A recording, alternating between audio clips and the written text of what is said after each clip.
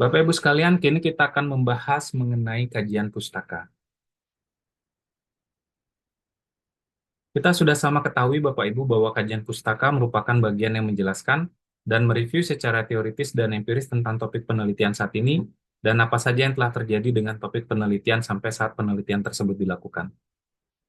Namun, prakteknya dalam menulis kajian pustaka tidak seperti pemahaman yang kita pahami. Karena kadang-kadang kita hanya menulis definisi, menulis karakteristik, kemudian menumpuk eh, kajian literatur kita dengan definisi, definisi, definisi, definisi, dan kemudian itu yang kita tulis tanpa arah yang jelas.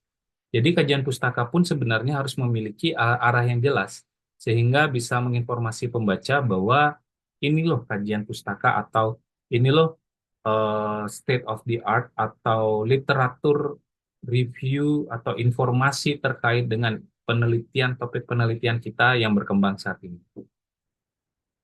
Nah, Bapak Ibu sekalian, kajian pustaka itu ibarat sebuah pohon Bapak Ibu. Pohon ini memiliki banyak ranting.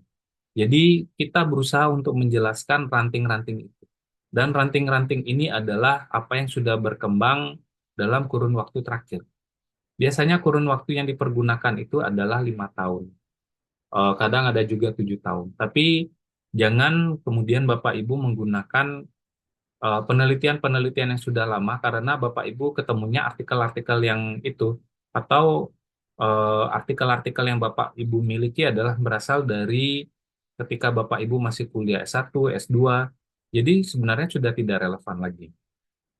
Namun pertanyaannya, apakah kita tidak boleh menggunakan eh, sumber-sumber yang tahunnya lama atau lawas? Boleh, apabila artikel tersebut ditulis oleh eh, pionir-pionir di topik penelitian kita. Misalnya saja sekarang kita membahas self-efficacy. Dedengkotnya self-efficacy ini kan Albert Bandura. Maka penelitian-penelitian Albert Bandura yang di tahun 90-an dan tahun 80-an itu bisa kita pergunakan sebagai awal. Sampai akhirnya kita mereview penelitian-penelitian yang sudah berlangsung saat ini. Jadi masih boleh kita mempergunakan artikel-artikel lawas atau buku-buku lawas apabila buku itu ditulis oleh pionirnya ya atau pionirnya. Nah, kemudian kita juga menjelaskan sudah ke arah mana saja topik penelitian itu dibahas. Dan itulah yang menjadi ranting-ranting pohon tersebut. Sampai akhirnya kita menyebutkan salah satu ranting yang informasinya masih belum jelas. Dan itulah topik penelitian yang akan kita teliti. Ya. Biasanya sejauh ini yang kita lakukan, kita ketika mengidentifikasi fokus penelitian kita apa, maka kita cenderung menjelaskan eh, fokus penelitian itu saja. Terus sehingga seakan-akan menjadi sebuah pohon dengan satu cabang. Ya. Namun kajian literatur yang baik itu adalah kajian literatur yang kemudian membahas ke arah mana saja penelitian-penelitian ini sudah pernah dilakukan. Nah, misalnya saja cabang yang pertama kita bisa ambil dari segi definisi. Dari segi definisi ini apakah terjadi perubahan atau tidak dari definisi awal yang diajukan oleh pionirnya sampai ke kurun 5 tahun terakhir ini apakah masih tetap sama atau terjadi perubahan. Kemudian ranting yang selanjutnya bisa karakteristiknya seperti apa, manfaat, dan lain sebagainya. Ranting yang selanjutnya bisa jadi sudah ke arah mana saja topik penelitian itu dibawa oleh peneliti-peneliti sebelumnya dalam kurun 5 tahun terakhir. Sampai akhirnya kita menyebutkan fokus penelitian kita terakhir itu seperti apa. Ya. Nah, kemudian Bapak Ibu sekalian, kajian teori yang bagus itu harus seperti apa? Yang pertama adalah mereview definisi dan karakteristik topik atau variabel dari waktu ke waktu. Bisa kita berbicara mengenai manfaat, kemudian kekurangan, dan lain sebagainya. Kenapa kemudian kita harus mereview definisi dan karakteristik yang berisikan manfaat dan kekurangan? Karena Bapak Ibu sekalian perlu kita ketahui bahwa kajian literatur itu selain dia state of the art, atau ibaratnya seperti pohon tadi ya, apa yang sedang berkembang 5 tahun belakangan ini, em, kajian pustaka itu juga merupakan eh, jawaban-jawaban yang potensial untuk menjawab eh, research question kita. Jadi kita harus melihat research question kita itu apa. Maka secara definisi harus kita pikirkan apa saja alasan-alasan yang mungkin nanti menopang diskusi kita. Sehingga alasan-alasan itu bisa kita lihat dari segi manfaatnya, ya. Kemudian apabila nanti terjadi hal-hal negatif, mungkin hal-hal negatif itu disebabkan oleh kekurangannya, sehingga manfaat dan kekurangan ini sebaiknya muncul dalam kajian pustaka atau di kajian teori itu, ya. Jadi ini adalah yang pertama. Kemudian yang kedua, kita mereview ke arah mana saja topik atau variabel tersebut diteliti sejauh ini. Dan fokus penelitian kita haruslah menjadi bagian terakhir yang direview. Jadi sama ilustrasinya seperti pohon yang tadi saya sampaikan ya Bapak Ibu sekalian.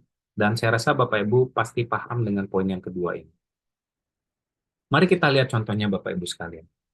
Di kajian teori ini, Bapak Ibu melihat yang berwarna putih, ya kan? Nah, yang berwarna putih ini adalah yang merupakan kajian teori.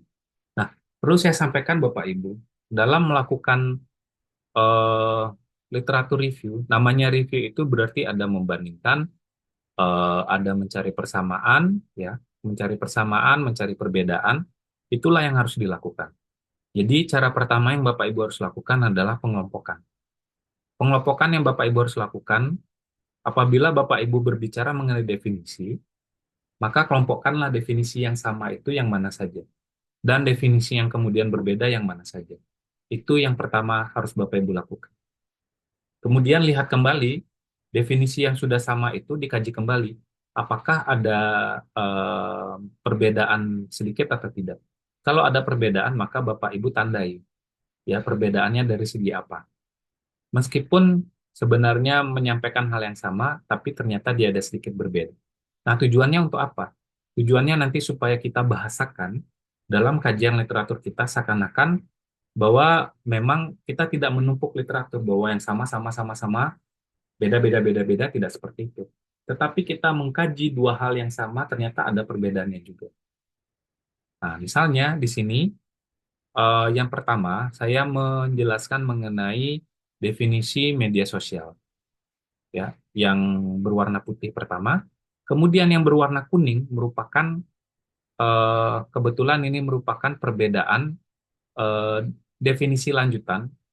Karena yang sebelumnya media sosial itu sangat luas, namun ada yang berpendapat bahwa media sosial itu kemudian harus di apa namanya dikecilkan lagi definisinya.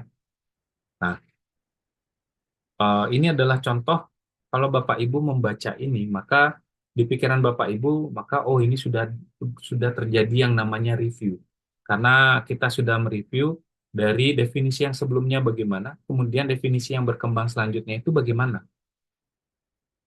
Nah, jadi terlihat ada reviewnya di sini Bapak Ibu sekalian ya. Kemudian eh, kita lihat contoh selanjutnya ya. Contoh yang selanjutnya ini topiknya adalah alasan penggunaan media sosial dalam pengajaran kemampuan berbicara bahasa Inggris. Masih tetap sama seperti contoh apa namanya topik yang sebelumnya untuk kajian pustaka. Nah, Bapak Ibu lihat yang berwarna putih. Berwarna putih ini adalah definisi. Kemudian yang berwarna kuning ini adalah eh, perubahan yang terjadi dalam kurun lima tahun terakhir, ya, bahwa ternyata media sosial itu yang awalnya dari jejaring sosial yang antara siswa dan guru. Kalau di awal ya Bapak Ibu ingat tadi kan saya menjelaskan media sosial secara umum. Kemudian ini sudah mengkhusus di mana media sosialnya untuk pendidikan. Nah, ternyata yang untuk pendidikan pun sudah terjadi pergeseran. Yang berwarna kuning ini yang menunjukkan pergeseran itu. Sehingga disinilah memunculkan bahwa saya telah melakukan review. Apa yang pertama itu tidak sama dengan apa yang selanjutnya. Atau terjadi perubahan. Inilah yang kemudian saya review. ya.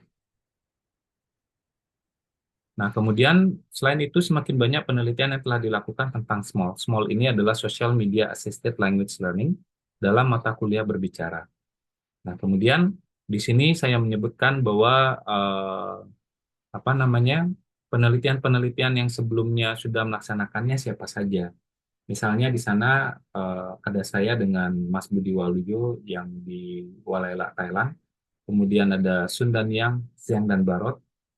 eh, Inilah contoh yang kemudian menunjukkan bahwa sudah terjadi review di sini. Coba Bapak Ibu bandingkan dengan hanya menumpuk saja. Misalnya, social media is bla bla bla bla bla. In addition, John and Yunus said that bla bla bla bla bla bla. Moreover, nah, di sana kan tidak terlihat. Di sana tidak terlihat yang namanya review Bapak Ibu. Oleh karena itu, saran saya cari yang sama, cari yang berbeda. Kemudian yang sama dilihat ada perbedaan atau tidak. Nanti Bapak Ibu ramu sehingga menjadi sebuah review dia, ya, dengan menggunakan kata-kata however, nevertheless, ya, on the contrary, sehingga menunjukkan terjadi review di sana. Nah, kemudian kita sudah bahas mengenai kajian teoritis Bapak Ibu sekalian. Sekarang kita akan bahas mengenai kajian empiris yang baik dan benar itu seperti apa. Masih sama seperti saran saya sebelumnya, yaitu mencari persamaan perbedaan, mencari kelemahan dan juga kekuatan. Jadi untuk empiris ini kita bisa gunakan SWOT analisis, ya. Dan jangan hanya sekedar menumpuk kajian literatur tanpa alur yang jelas. Lalu di sini juga kita bisa memberikan kesimpulan setiap kali mereview sebuah topik atau teori yang kita bisa hubungkan dengan kelemahan atau kekurangan yang nanti akan menjadi gap. Ya. Nah, seperti apa nanti poin nomor 2 ini nanti kita lihat di contoh-contoh yang akan saya sampaikan. Di sini misalnya topiknya alasan penggunaan media sosial dalam pengajaran kemampuan berbicara bahasa Inggris. Ya. Eh, Kemudian di sini Bapak Ibu lihat yang warna putih ini apa namanya informasi secara umum. Kemudian yang berwarna kuning ini adalah informasi yang secara khususnya karena saya ingin mereview tentang YouTube, ya. Jadi ini adalah informasi khususnya. Kemudian di sini kalau Bapak Ibu lihat secara khusus, kajian empiris itu kan sudah merupakan mereview penelitian-penelitian sebelumnya. Bapak Ibu lihat di sana ada penelitiannya Kusuma, yaitu penelitian saya sendiri. Kemudian ada nama peneliti, ada partisipannya juga dilihat di sana, dan langsung ke hasil penelitiannya apa. Jadi tiga unsur utama ini haruslah terpenuhi Bapak Ibu sekalian, ya. Dan di mana? Nah, ini 4 berarti. 29 siswa Indonesia berarti sudah menjadi sudah memenuhi dua unsur, yaitu berapa jumlah partisipan dan di mana, ya. Nah, kemudian informasi diikuti oleh informasi hasil penelitian. Lalu Bapak Ibu lihat sekarang peneliti yang selanjutnya ini adalah Cepik dan Yastibas. Nah, Cepik yang dan Yastibas ini kalau dilihat hasil penelitiannya agak-agak mirip, namun ada sedikit perbedaan, hanya sedikit perbedaan. Sehingga kita bisa mengatakan di sisi yang lain, Cepik dan Yastibas, ya, menyampaikan bahwa bla bla bla bla. Nah, di sana. Kemudian empat unsur tadi, ya, kita lihat di sini ada nama penelitinya yaitu Cepik dan Yastibas, kemudian ada jumlah partisipannya dan di mana dilaksanakan itu sudah, dan hasil penelitiannya. Kemudian dari menulis kajian empiris ini, lalu kita harus menyimpulkan apa sih sebenarnya yang kita bahas di atas ini. Maka inilah yang kita sebut dengan kesimpulan umum. Ya. Sehingga kita ingin menegaskan kepada pembaca, ini loh poinnya. Nah, contoh selanjutnya, masih tetap alasan penggunaan media sosial dalam pengajaran kemampuan berbicara bahasa Inggris. Kita lihat, kan kita sudah melakukan kesimpulan umum. Lalu kesimpulan umum itu bisa kita tambahkan dengan kesimpulan yang menunjukkan gap. Jadi kita harus mampu di setiap topik yang kita review harus ada gap yang muncul di sana. Nah, Bapak Ibu bisa lihat, ini adalah kesimpulan yang menunjukkan gap. Sayangnya, belum diketahui secara pasti, bla bla bla bla di sana. Nah, dari kajian empiris yang sudah kita lakukan per topik, Bapak Ibu ya, kan kita menunjukkan kesimpulan umum, kemudian kesimpulan yang menunjukkan gap. Fokus Bapak Ibu itu lihat di kesimpulan yang menunjukkan gap. Nah, inilah yang kemudian harus dimunculkan di latar belakang. Oleh karena itu saya jelaskan di awal, kenapa menulis introduction itu harusnya melakukan kajian literatur terlebih dahulu. Karena kita ngambil apa namanya teori, ngambil hasil-hasil penelitian sebelumnya dari kajian pustaka. Yang sering terjadi saat ini kita memulainya dari pendahuluan. Pendahuluan menggunakan sumber-sumber yang berbeda. Kemudian baru kita lakukan kajian pustaka. Kajian pustakanya juga menggunakan sumber-sumber yang berbeda. Jadi tidak nyambung Bapak Ibu sekalian. Supaya nyambung, maka kita lakukan kajian literatur terlebih dahulu. Nah, setelah melakukan kajian literatur, kita lihat gap-gapnya apa, sehingga kita enak ngomongin nanti variabel A tentang ini, definisi kita ambil dari kajian pustaka, 1-2 kalimat, lalu apa yang berkembang saat ini, state of the art-nya juga mungkin 2-3 kalimat, lalu apa yang sudah dilakukan oleh penelitian saat ini, lalu gap-nya apa? Nah, di sana kita munculkan. Kemudian diikuti oleh variabel yang kedua misalnya, polanya sama, lalu gap-nya apa?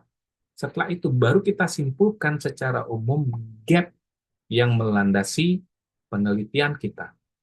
Kalau begitu kan enak ngomongnya Bapak Ibu ya, karena kita sejalan dia. Introduction dengan literatur review-nya itu sejalan.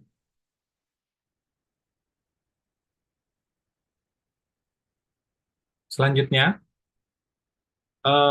seperti yang saya sampaikan, ketika melakukan kajian empiris, maka harus ada unsur-unsur seperti nama peneliti, jenis penelitian, jumlah partisipan, negara mana, metode analisis data, dan hasil penelitian. Namun saat ini sudah makin menciut, tidak lagi secara komplit semua informasinya ditampilkan, hanya sedikit saja misalnya nama peneliti, jumlah partisipan, negara mana, dan hasil penelitian. Seperti yang saya tampilkan dari contoh tadi. Terserah Bapak Ibu, apabila ingin komplit, lakukan yang komplit. Apabila hanya 4 poin itu saja, maka lakukan 4 poin itu saja. Lalu yang selanjutnya, kembali diingat bahwa kajian pustaka ini memberikan kemungkinan-kemungkinan jawaban dari kajian teori dan hasil penelitian sebelumnya untuk menjawab rumusan masalah. Jadi, kembali kita lihat rumusan masalah kita, sudah ada nggak jawaban-jawaban potensial yang akan kita pergunakan? Karena kajian literatur nanti akan kita pergunakan sebagai bahan untuk membicarakan diskusi atau untuk menjustifikasi hasil penelitian kita. Ya, oleh karena itu kajian pustaka ini harus kuat, harus ada jawaban-jawaban untuk menjawab rumusan masalah kita, karena nanti itu yang kita gunakan untuk justifikasi di bagian discussion. Nanti saya akan jelaskan bagaimana melakukan justifikasi itu. Kemudian kita lihat contoh kembali Bapak Ibu. Masih ingat ketika saya menyampaikan bahwa kita coba mencari yang sama, ya. Kemudian nanti dari yang sama itu ada yang berbeda atau tidak. Apakah berbeda dari segi level siswanya?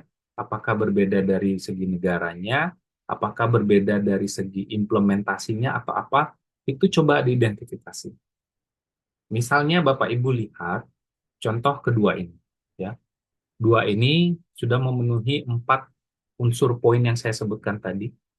Kemudian kalau Bapak Ibu lihat, informasinya sama. Artinya hasil penelitiannya sama. Namun, di sini ternyata penelitian yang kedua yang dilakukan oleh Amir Yosefi itu menggunakan aplikasi yang berbeda. Sehingga itu yang saya tekankan, yang berwarna hijau. Nah, kemudian bisa dilihat di sana bahwa implikasinya Bapak Ibu melihat terjadi sebuah review di sini. Dengan menggunakan aplikasi yang berbeda, nah itu aja udah menunjukkan bahwa terjadi review di sana. dibandingkan dengan cara-cara penulisan pertama, ya misalnya first, Lin and Huang conducted a study about this. Moreover, Amir Yosefi conducted bla bla bla, atau in line with this, in line with the above research. Nah, itu kan seakan-akan kita numpuk aja dia di sana. Jadi itu tidak bagus Bapak Ibu sekalian. Yang bagus itu adalah yang kita coba mereview, sehingga hanya dengan satu kalimat penyambung ini, connecting sentence ini, maka impresi kita melakukan review itu sudah didapatkan. Ya, jadi saya rasa Bapak Ibu sudah paham untuk bagian yang ini ya. Jadi saya harap Bapak Ibu bisa menulis kajian pustaka supaya lebih baik lagi. Nah, lalu mungkin nanti pertanyaannya Bapak Ibu ya, em, untuk menulis kajian pustaka itu apa saja? Kemudian variabel-variabel yang harus saya review secara teori dan juga secara kajian empiris. Maka yang Bapak Ibu bisa lakukan adalah ketika Bapak Ibu menulis abstrak, kan Bapak Ibu membuat kata kunci. Bisa jadi kata kunci itulah yang kemudian harus Bapak Ibu jadikan poin untuk Bapak Ibu review di kajian pustaka. Nah, nanti eh, sesuaikan juga dengan judul, topik penelitian, dan lain sebagainya. Jangan sampai Bapak Ibu mereview hal-hal yang kemudian tidak menjadi bagian untuk menjawab apa namanya ya, tidak menjadi bagian untuk menjawab research questions. Ya, hal-hal informasi yang tidak berkaitan itu boleh dalam kajian pustaka apabila itu masih menjadi state of the art. Jadi ke arah mana penelitian itu dilaksanakan sampai saat ini. Itu masih boleh Bapak Ibu. Namun ketika Bapak Ibu membahas hal-hal yang tidak berkaitan, supaya terlihat kajian literatur reviewnya itu banyak, maka saran saya jangan melakukan hal tersebut. Nah, kemudian di sini Bapak Ibu, eh, ini adalah contoh yang selanjutnya, ya. Sebelumnya kan sudah kita lihat hasilnya di slide yang sebelumnya, di slide yang ini keduanya sama, namun saya sajikan dengan menggunakan aplikasi yang berbeda seakan-akan terjadi review, ya. Nah, yang selanjutnya saya menemukan hasil yang berbeda. Jadi sebisa mungkin Bapak Ibu harus mencari hasil yang berbeda, sehingga review Bapak Ibu itu kuat, tidak hanya menyajikan hal yang positif, tetapi juga menyajikan hal yang negatif. Ya, misalnya di sini penelitian oleh Avila menunjukkan hasil yang berbeda. Nah, kemudian saya akan menyimpulkan kesimpulan umumnya. Karena ada dua positif, satu negatif, maka saya berpendapat bahwa implementasi media sosial ini positif. Kemudian itulah yang menjadi kesimpulan umum, dan karena ada apa namanya eh, hasil negatif juga dari si Avila ini, memunculkan peluang untuk dilakukan penelitian lagi. Jadi penelitian yang akan kita lakukan ini akan ikut ke positif atau ikut yang ke negatif, ya. Dan inilah kesimpulan yang menunjukkan gapnya di sana Bapak Ibu sekalian.